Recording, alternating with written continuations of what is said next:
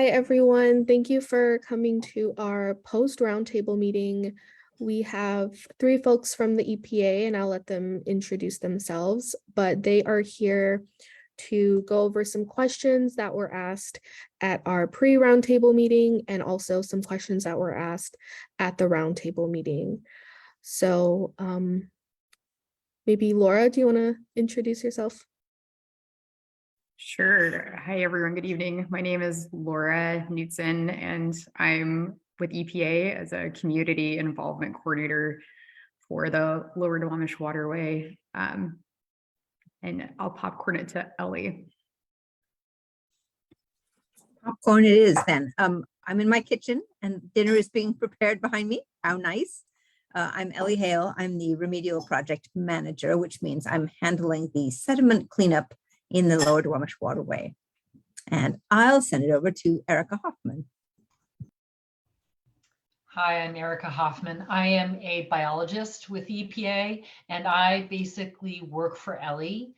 I provide her technical support on questions of ecological risk, but also on questions involving dredging, and I do a lot of work with dredging in the region, so I know a fair amount about that as well. Awesome, thank you. And we also have DRCC's technical advisor, Lynn, here with us. Lynn, do you want to say hi?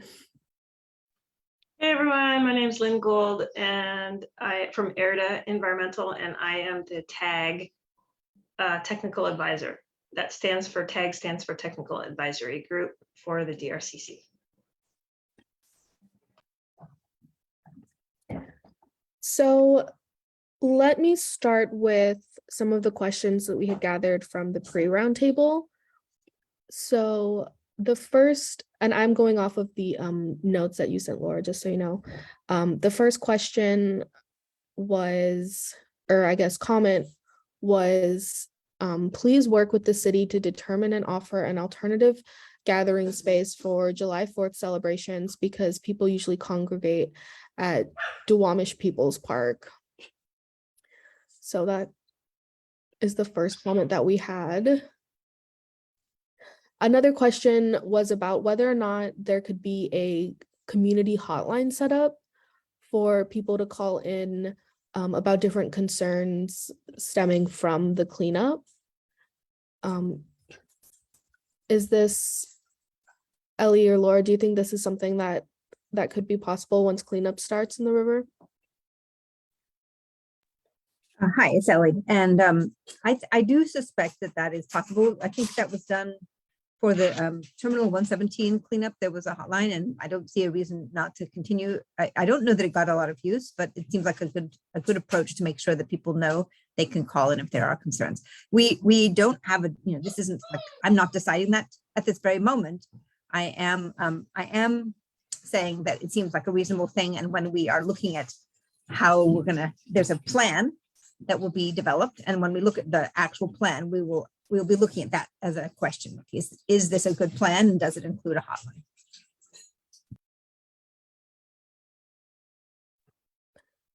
Thank you. So the next question was about the Superfund jobs program training.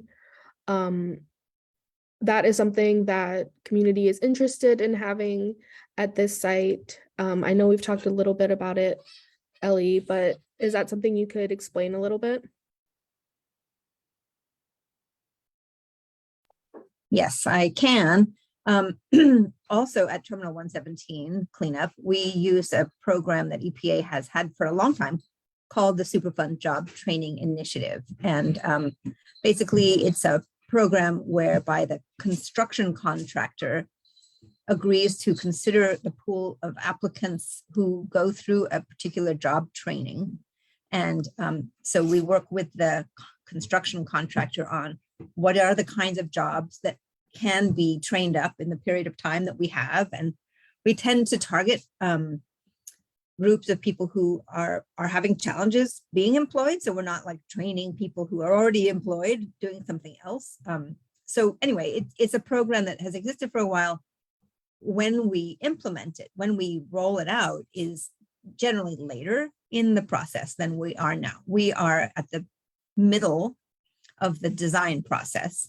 And when we are finished with the design and a contractor has been selected, we need to be ready to roll with that. So there's a kind of a window of time, and we're going to be working with that window of time to come up with all the right coordination and planning so that it comes out effectively and gets some jobs for some people. I will say that, it's not like a road construction job where you could have people holding flags or directing traffic. There are some jobs that are very, very specific and highly technical. So we'll hope that we'll narrow that list down, define what are the job openings that could be filled through this program. I think that's where I'll leave it. Thanks. Can I ask a quick question, Jamie? Yeah. Just to clarify, Ellie, like you said, well, you guys did this at T117. What does DRCC need to do logistically to ask for this type of stuff? Is there like some type of comment or request that needs to be made, or is this just kind of going into some type of list that that you'll acknowledge and recognize at a later date? We have already had conversations with the Superfund JTI program and with the Lower Duwamish Waterway Group parties. So we're all expecting to do this. So I don't think DRCC has to do anything, that we have every reason to want to do it and to make it work. Okay, and it goes for the same for that one hotline for calling people.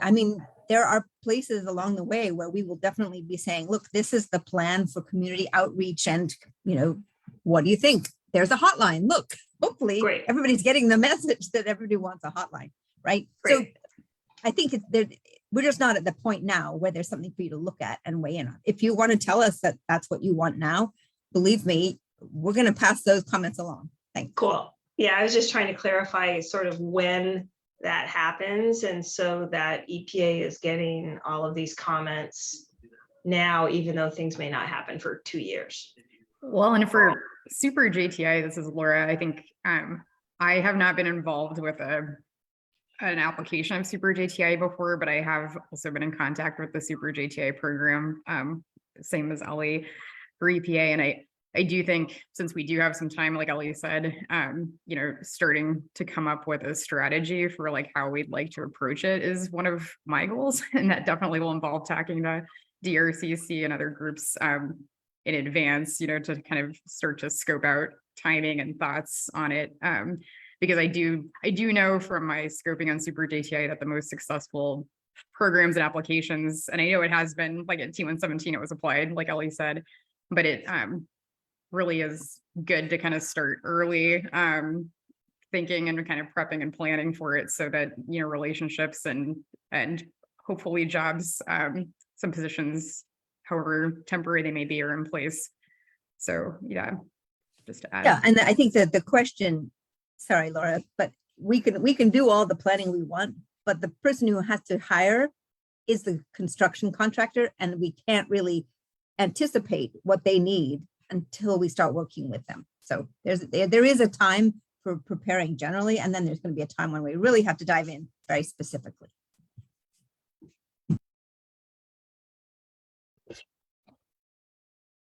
So this next question is about dredging technology. So this might be for Erica, but we had a question about, the different types of dredging technologies, for example, clamshell versus environmental buckets, and sort of what the difference is in using these different types of technologies and what it means for cleanup to use these different types of technologies. Yeah, I took a look at the question as well, and I guess I want to make one just clarification. You guys probably already know this, but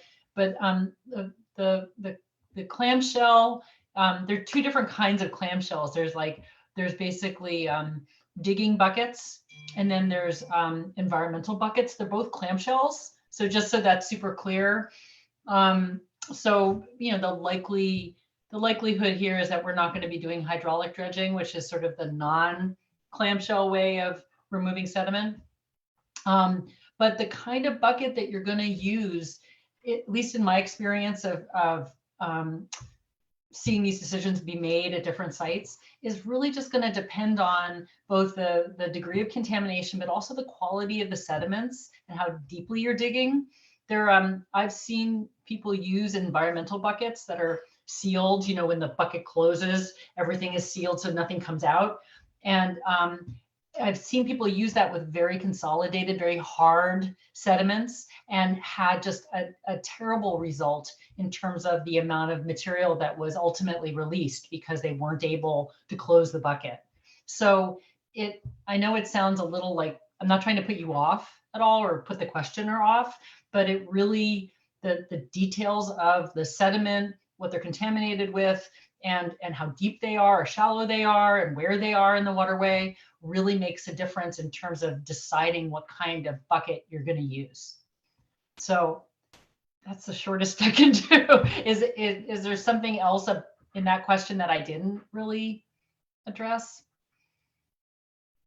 I mean, I guess the answer is, are they created equally? The answer is no, they're not all created equally, but it depends what the preferable one is relative to maintaining environmental quality during the project really depends on the sediments and the situation. Thank you. And I suspect, correct me if I'm wrong, Erica, but most contractors have more than one kind of clamshell that they can use under the circumstances. And we won't be necessarily telling them exactly when to use which one because they know what conditions fit with the buckets, but we will tell them when whatever they're doing causes an effect on the environment. And then we would definitely make them change their methods or speed or operations. Right. Erica, if you want to add to that, go ahead. No, that's certainly true. I mean, the contractors, I mean, the monitoring is there to keep everybody honest, right?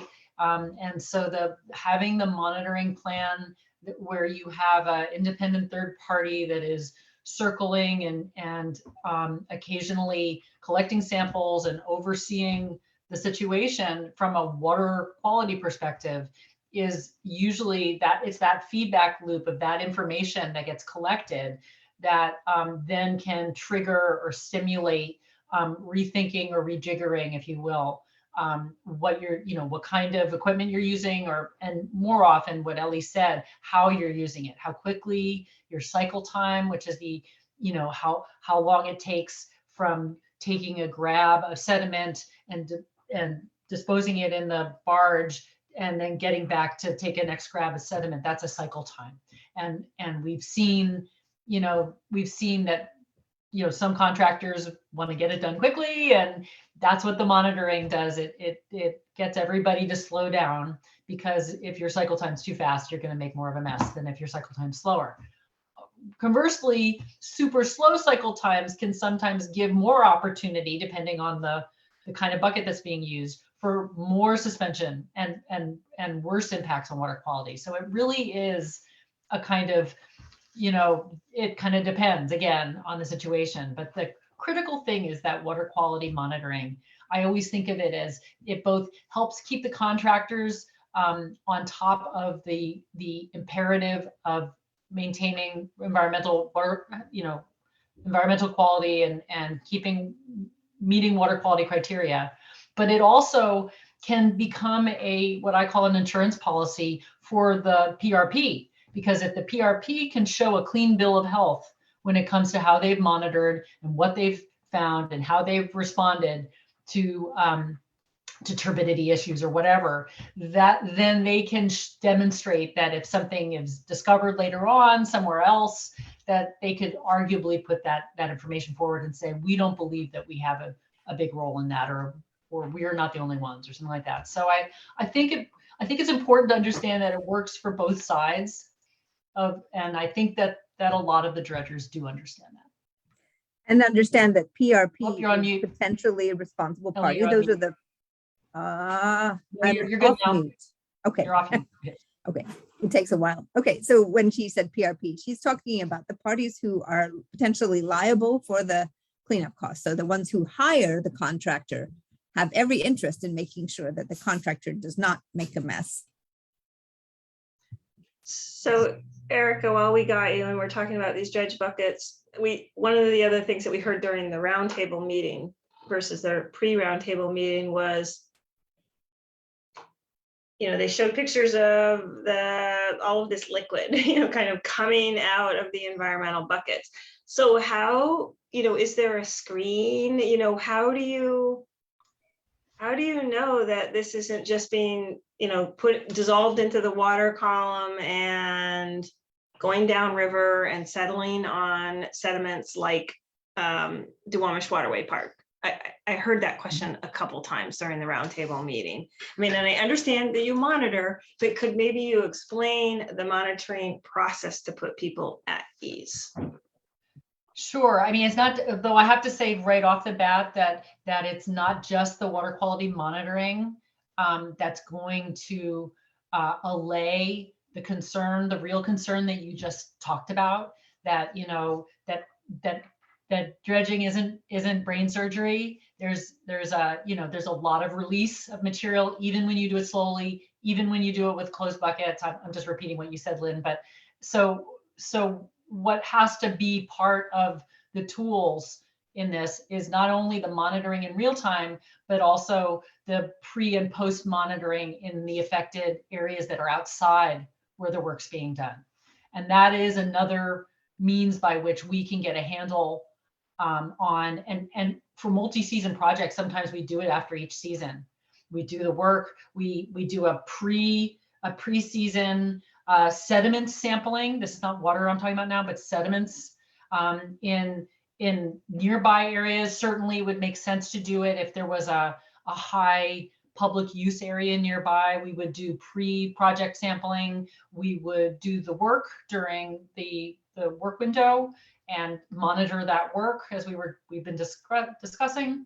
And then we would take samples at the end of that work window and basically compare and see whether, because you're right, the mechanism you're talking about where material is suspended, especially fine material that has contaminants associated with it, we expect that once it's suspended in the water column in a river, it's going to move. Absolutely. But I think that you see that Ellie's having difficulty with her computer today. Sorry about that. I didn't know if everybody could see that.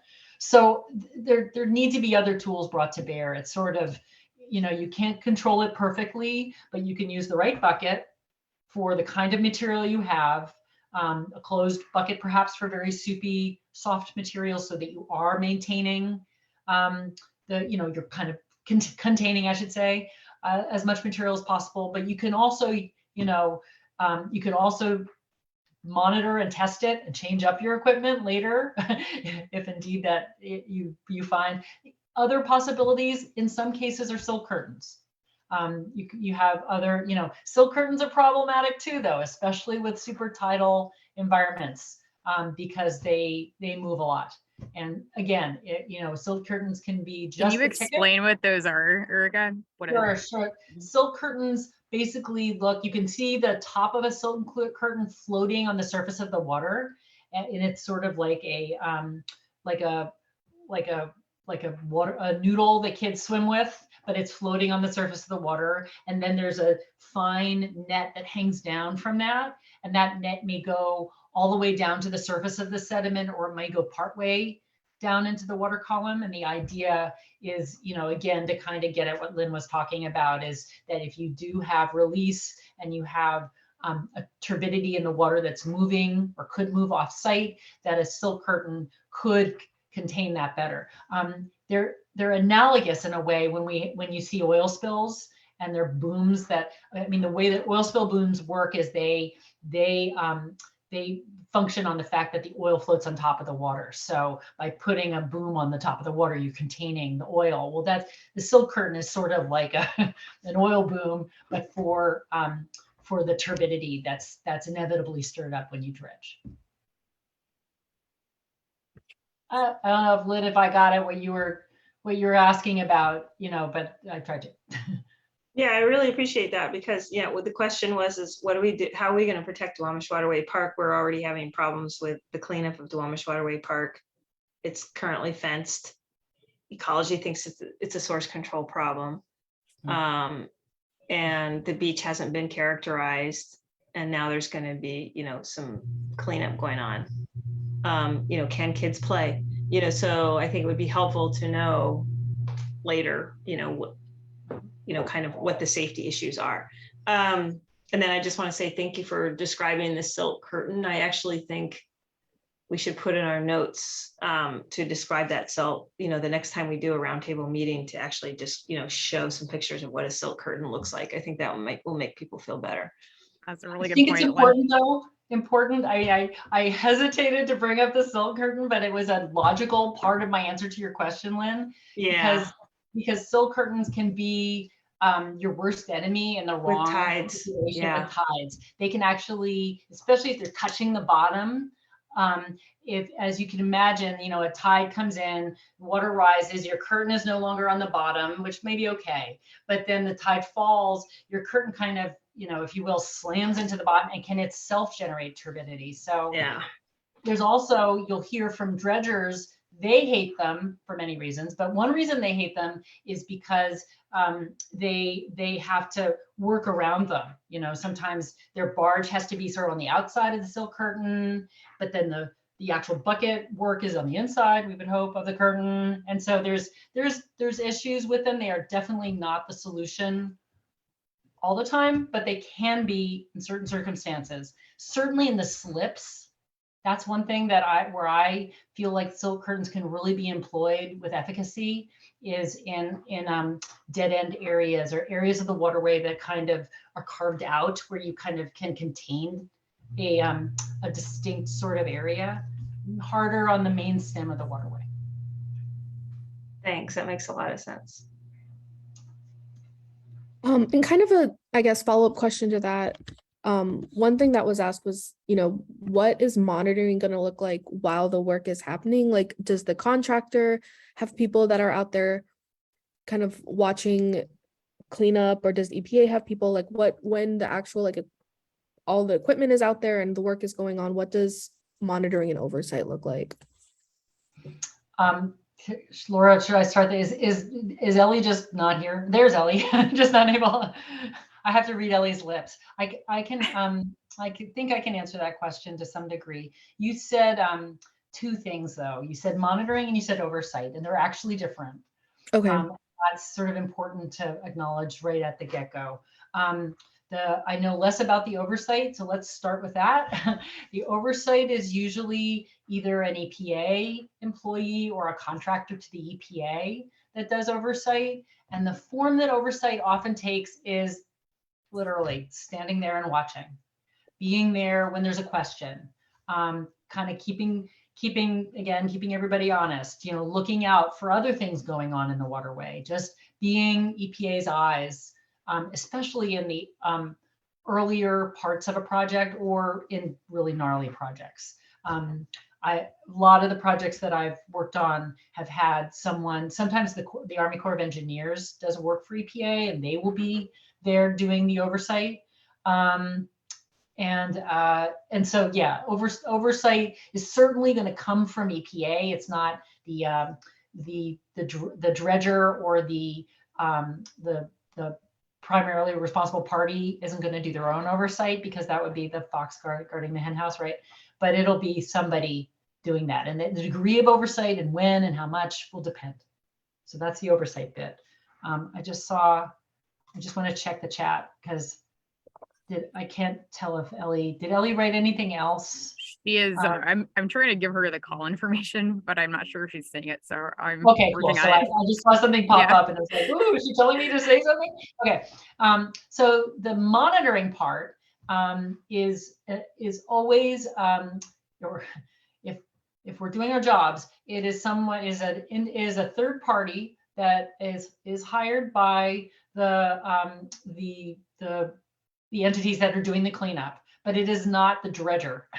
So there are some, I know some dredgers that, like, they have a boat, they have a dude, and they can stick them out in the boat and do the monitoring. And that might work sometimes for a dredging project that's not a remedial project, it's not a cleanup project. But for a cleanup project, you're going to have a third party that's hired that has the expertise, that has the boat, that has, the knowledge of how to do water quality monitoring associated with this kind of activity. Again, I'm trying not to go, but I could absolutely get into more details of what that looks like. But that would be more details. Is that what you would like now, or is that for a later time? I think that was a good kind of just general answer. And all of this is super helpful. So thank you, Erica. Sure.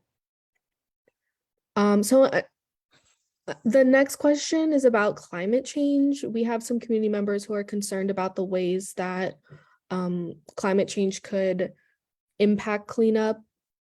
Let's see, we have areas to be dredged are partly decided by whether it's historically a scour area. Extreme floods due to climate change may change those past patterns. So how is that being re-examined?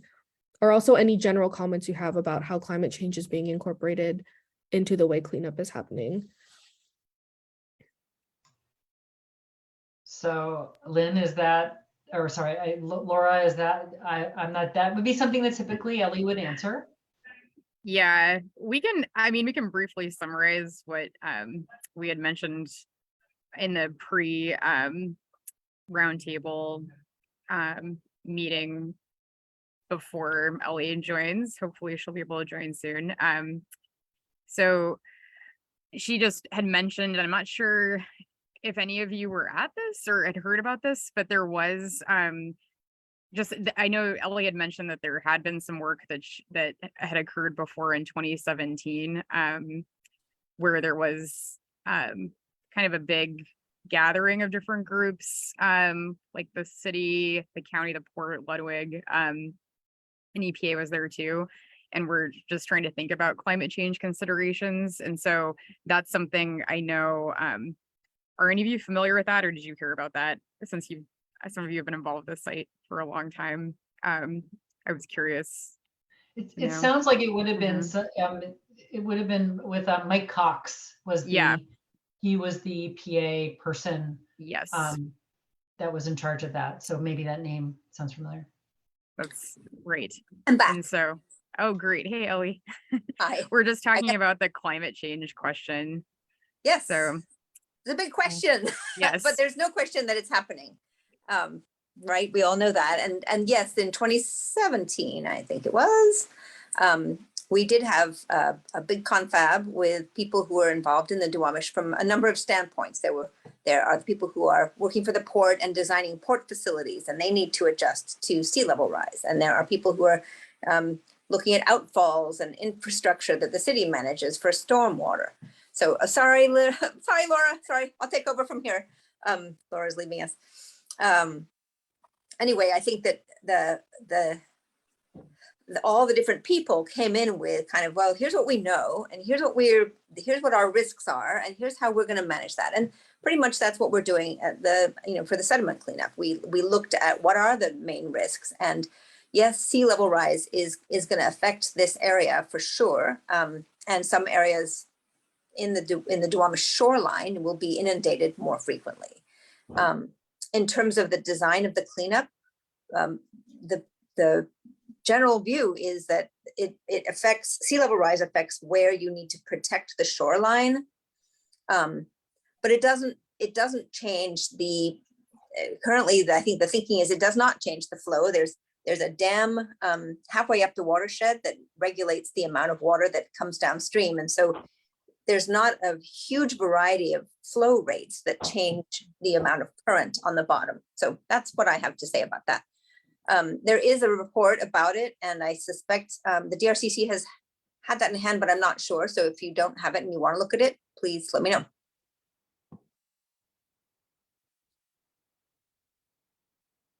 Thank you. I can confirm later that I have the correct report. I definitely have something, but I can double check with you after this. Yeah. And let's see. In the chat, BJ says, Ellie, is EPA coordinating with the city's Duwamish Valley Resilience District through the Office of Sustainability and Environment about design for cleanup? I have not actually heard of that office, so sorry. I guess the answer is no, we're not working with that group. They have not also reached out to me, so maybe we ought to talk to each other. If you have a contact, BJ, send that person's name to me and I'll let them know that I exist. I don't know, I don't know that there's a ton of overlap between what they're doing, because I think it has more to do with upland, on the land as opposed to in the waterway. Alberto, of course. Okay, well, he's certainly engaged, and so I guess I am coordinating with him. I don't know.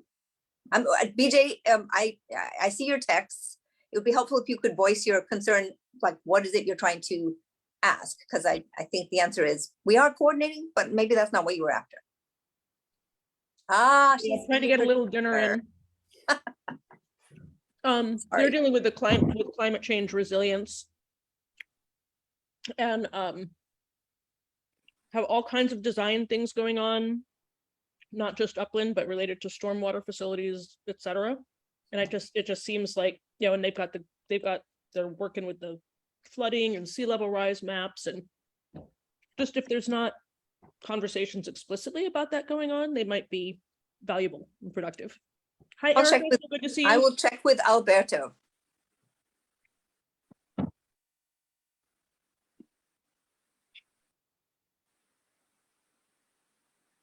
All right, next question.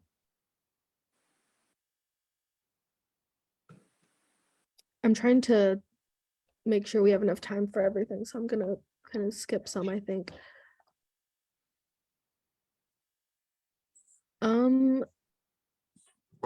So Ellie, one of the questions is, when will we see the monitoring plans that will show how monitoring will occur, and what design document would that come up in? And also in your answer, it might be helpful to just kind of include a general overview of what the timeline looks like for the different design documents. Okay, so I have to pull up something because I should have it memorized, but I don't have it memorized.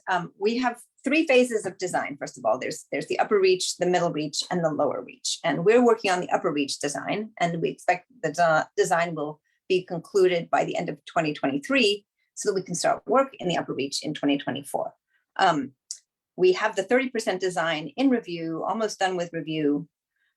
We will get a 60% design, and I want to say, and I'm not going to be able to check my screen because everything's gone wonky on my computer, but I think it's February, maybe April. So, and then it quickly goes to, that's a 60% design, and that's another level of detail and completeness. And then the 90% comes in maybe June, July, and then what should be the final design is I think submitted in maybe August, September timeframe. So it's coming. All of this is coming in 2023, and it's going to come fast. And the monitoring plans, even though there will be a final monitoring plan before there is monitoring, what they will be doing is saying what must be in a monitoring plan, because they're going to give that requirement to their contractor who does the monitoring.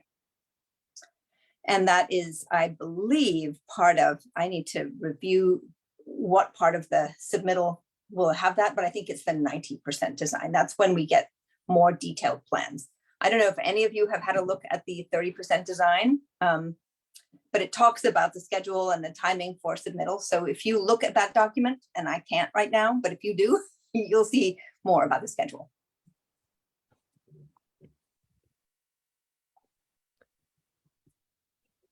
All right, thank you. So another question was about technology being used, the best technology kind of standard for the city and King County. Can you talk about what that means? I think that the best technology that is, I think you're talking about something that DRCC has been leading, in other words, asking the city and the county to commit to using the best technology. Am I right about that, Jamie? Because there isn't one best technology for everything. As Erica said, there will be a design, and there will be requirements on how they do the design and how they monitor the design. but there isn't one, best technology in every instance. And Erica, if you want to add to that, please do. But if you want the city to commit to making sure that everything that they do is good quality work, that's also our job. we will definitely hold that to account. And so I'm not sure so I guess I'm not quite sure what your question relates to.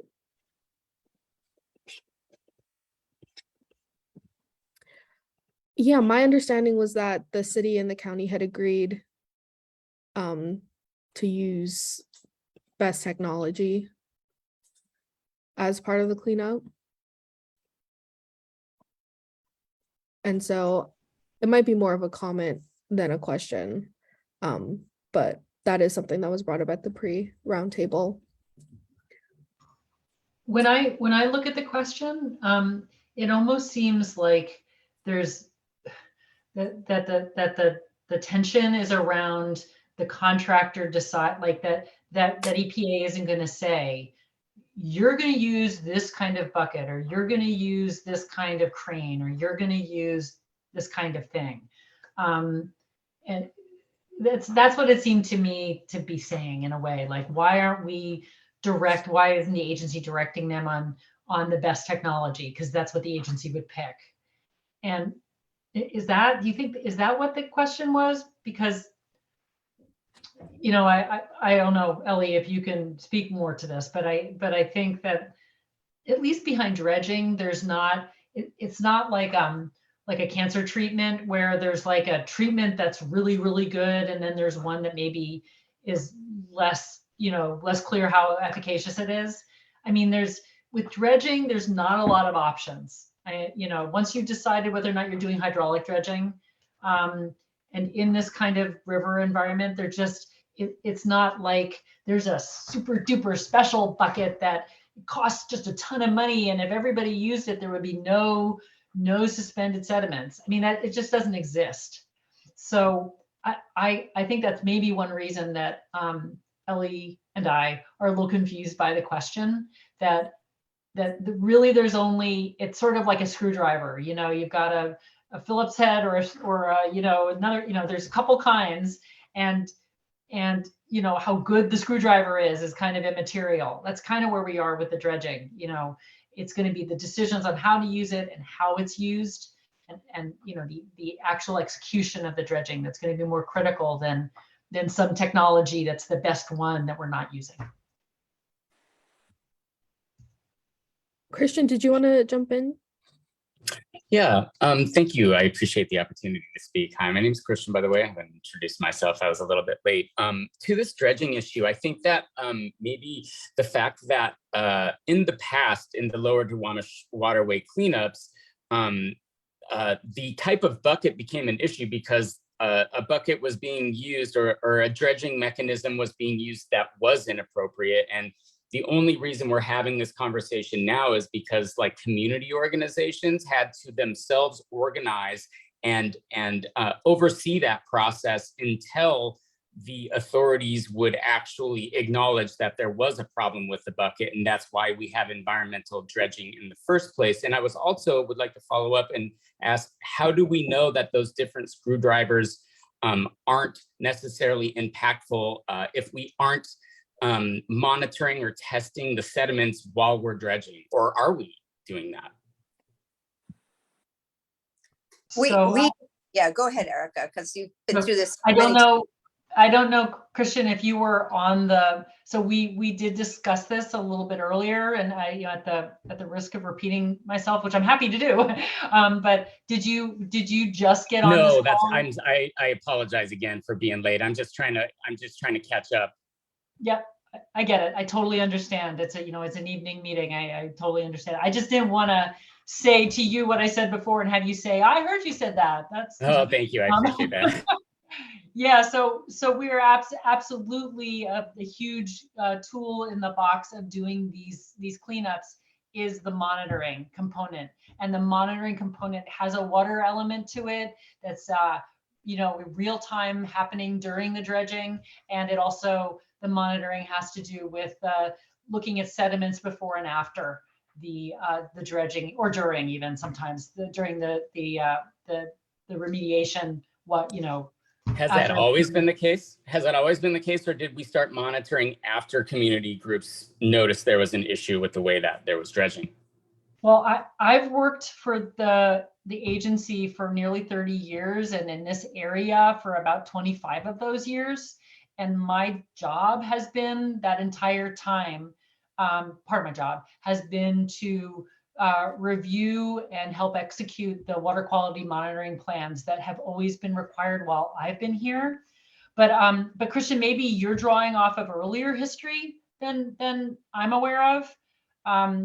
What I'm wondering is if there was monitoring happening at the early action sites and the early stages of the Lower Duwamish waterway, because my understanding of the history of this is that the reason that we are using environmental buckets at all is because the community noticed that there was an issue with the bucket being used. Is that incorrect? Did that That never is not happen? my understanding. I'm not going to say it's incorrect because but that is not my understanding. No. And again, I've been involved I was involved on the Boeing early action. I was involved in the T-117 and the Jorgensen and the Slip 4. I was even involved in Duwamish Diagonal. But which I was wondering, you know, the Duwamish Diagonal wasn't an early action. It was a NERDA trustee group action. And actually we had huge problems with it that EPA got, and myself and Allison got intimately and intensely involved in. I can't think, Christian, I have never understood there to be like an equipment change that came from sort of community uprising around an improper equipment being used. Again, I won't say that hasn't happened. BJ, you may have insights that I don't have because you've been doing this longer than I have, but I know of none. Yeah, well, actually, Erica, you and I had several, and I just actually inadvertently sent you something that I was trying to send Christian, which you're welcome to read because I mean it. You were a lot of the monitoring, both pre and post sediment monitoring and water quality monitoring that you assisted with was the reason why we were able to validate what community members, myself and others, were seeing at that site. And there were several stop work orders based on the reports that we filed about spillage that we were seeing. So You're talking about Duwamish Diagonal, right? Duwamish Diagonal, yes. Yes. So what Christian is Excellent. referring to, I think, is Duwamish Diagonal. Yes. And I Okay. know it was a long Sorry, time pardon me. ago, but I assume you remember some of that because I definitely have PTSD from Duwamish Diagonal. Yeah. No question. We did have trained volunteers out there every day documenting, photographing with recording sheets, reporting stop work orders happening as a result. Thank you for that. And I think that's what Christian is referring to. Got it. Then sorry if I misunderstood. Yeah. Then and absolutely, I want to acknowledge the role that the community took in that. I mean, Allison and I kind of swooped in later, and it was because you're completely correct. It was because of what was raised, the alarm that was raised by the people on the ground.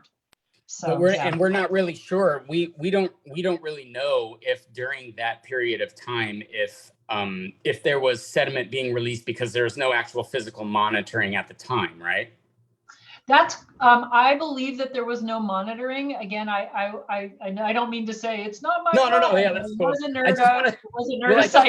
No, I hear you. I just want to speak to the point that you said that all these buckets are just like screwdrivers and they don't necessarily affect the cleanup. And I'm just wondering how we know that if we're not testing before and after and the differences between them.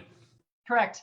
And we are now, I guess, and then we were even before Duwamish Diagonal. I think Duwamish Diagonal was an incredibly unfortunate case of a different entity, doing this work on the Duwamish.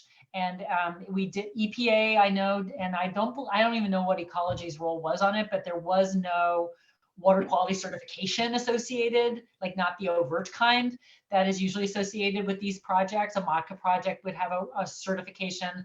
An EPA project would have a memo that did the equivalent. So I guess maybe that's what I didn't totally understand, Yeah. Christian, about what you said. Right. It wasn't that there was like Duwamish Mhm. Diagonal, and before Duwamish Diagonal, nobody monitored, and then Duwamish Diagonal Right. happened, and we were all like, oh my God, we have to monitor.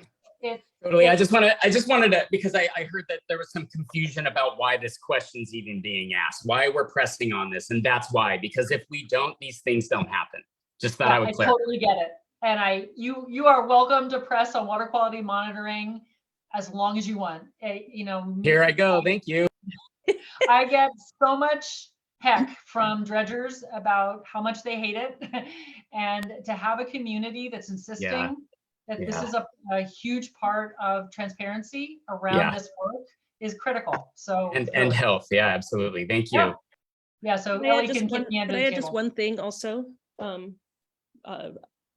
Ellie or Erica, I can't remember which one of you said this, you distinguished between oversight and monitoring. The monitoring at Duwamish Diagonal, in my recollection, was actually pretty decent. There was both water quality monitoring going on, which caught in data, right, a lot of what the community was observing, which was great. And there was also pre and post sediment monitoring, which showed us exactly where all that spillage had landed and supported the effort to go back out and then clean up the spillage a year later. What wasn't happening by the agencies where the community was filling in was the oversight part, where they were actually out watching the spillage from the buckets, watching what was happening in real time. So the monitoring plan that was in place validated the observations that were being recorded and reported to you. Probably not to but your us, monitoring though. program was actually quite good. Sorry, what, Ellie? Well, thank you. Thanks for reminding me of that. I didn't remember that there was monitoring, but yeah, I'm sure you're right, PJ. I guess I think of oversight in a more narrow way. Again, Duwamish Diagonal is a bizarre example to pick because it was parented in a totally different way than this project or even a state cleanup is going to be parented. So I think of oversight as, like I said, the person that's there that's kind of knows the project well enough, but is not necessarily Ellie, not the RPM necessarily, but it's the Ellie's, designated individual who could then call Ellie or, help with something. But I think what I heard you saying, BJ, is like there's the oversight, like the way I use parenting, like someone who's going to come in and say, "Whoa, stop! You need to, halt," whatever. That kind of oversight. That's inherent in the Superfund process. Yeah. And Duwamish Diagonal was not a Superfund cleanup. It was an early action, but it was not a Superfund process, right? Right. Yeah. I'm gonna butt Still in. super relevant to the conversation, I just wanted to. though, right? Because of Sorry, Christian. I just want to make sure we have not yet moved to some questions from the roundtable. And there were a few that I really wanted to touch on. So thank you, Christian, for asking that question. That was great clarification, I think, for everyone. One question that was asked by community members who are part of the fishing community is how can we advocate for salmon sampling so that, fishers have a better idea of how much fish they should be consuming? Yeah, and I think we heard that loud and clear that people are interested in that question. I brought Erica in part because Erica is very familiar with the lifestyle of a salmon, and it is something that we don't typically monitor. We don't look at salmon because they're coming through the river for a short time with no appetite for food. It's all about what's coming upstream. Ooh, they're going to lay their eggs. Ooh, they're going to spawn and die, and that's it. And so they get one round of coming upstream. And I guess the question that people are asking is, should we be concerned about what is going to be in the bodies of salmon since we're encouraging people to eat them? But those salmon, they're not living in, there are some salmon that are resident salmon, but the salmon that people are catching is not the resident salmon. So I'm going to just turn it over to Erica, and maybe to ask Erica to say a few words about this, but we hear that there's a concern. We don't want to just sort of wash that away and say, trust us. But on the other hand, there's a lot of information about the salmon, and I think that we're inclined to say that if we have a community group pushing for it, we might be able to convey the concerns of the community group to the PRPs. But if it's not clearly technically necessary. It will be harder for us to just make it a requirement without a really good backup. So this advocacy is happening. But I'm not sure in the end it's going to be able to tell you what you want to know, because in order to understand like what is the effect of a week or two, a week, I don't know how long it takes for a fish to get from Harbor Island to the turning basin. But I think that we would have to get so much data to sort of see what would probably be a very small increment. Like statistically, it's going to be a small amount, and if any, and it will be difficult to detect, is what I'm trying to say.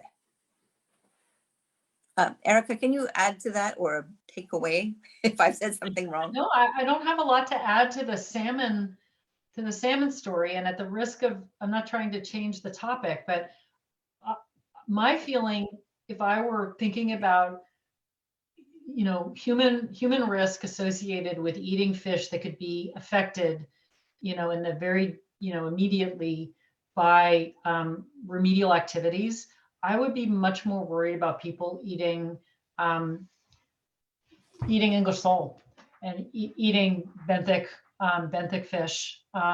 So, I mean, I don't, that to me, and of course we have a plan, and the parties responsible are planning to sample and test English sole for that reason. In fact, after Duwamish Diagonal, back in 2005 and 6, we collected English sole in the Harbor Island area of the waterway, and we saw in a trend line that's been oft published and talked about, a real increase, sort of, if you will, momentary spike in PCB concentrations in English sole that were captured downstream of those early actions.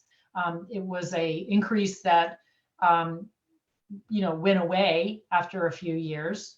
It's not entirely clear, why or how that happened, but there is the expectation that for fish that spend a significant amount of time in the waterway, and that may, I don't know that I've seen that data for shellfish, so I can't speak to that, but for crab and for English sole, and maybe even for some of the smaller forage fish, I think the effects, the short-term potentially effects of the remedial activities are real. And I think communicating those risks to people who may eat those kinds of fish should be in the forefronts of our minds. So I don't mean to switch it off of salmon, but I think, Ellie, what you said was fine, but I did want to make my argument for the benthic fish and their concern there.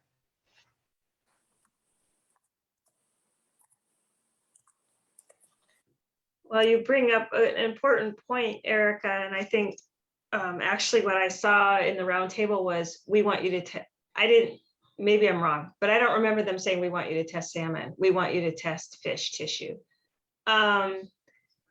And I think that is incredibly important, is what kind of, I'm not thinking of the right word, upgraded, campaign will there be during construction to make sure that we are protecting populations that we know are consuming bottom fish despite the CHA program.